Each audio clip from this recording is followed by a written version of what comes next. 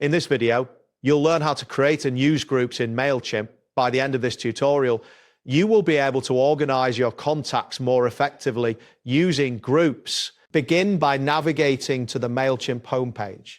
Open your web browser and enter the Mailchimp URL to reach the home screen. This is where you will find all the main features of Mailchimp. Next, locate the Audience tab on the left side of the screen. Clicking this will take you to the section where your contacts are managed.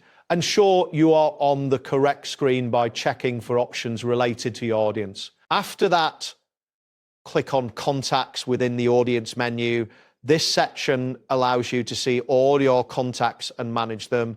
You should now see a list of your contacts displayed on the screen. Once this appears, look for the Groups option in the top menu and click on it. This will direct you to the Groups Management area where you can create and modify groups for your contacts. Now, click on the Create Group button, which is typically located towards the top right of the Groups screen. This action will open a new window where you can define your new group. After the new group window opens, select the group type that you want to create.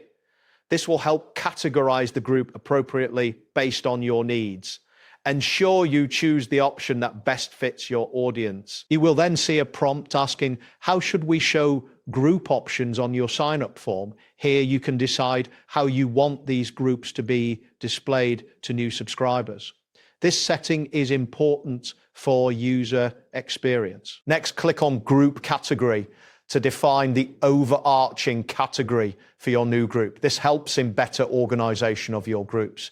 The selection should reflect the main theme of the group you are creating. Type in the name of the group category in the provided text box. Be specific to ensure clarity for your contacts when they see this category. Following this, click on Group Options to add specific options related to the group.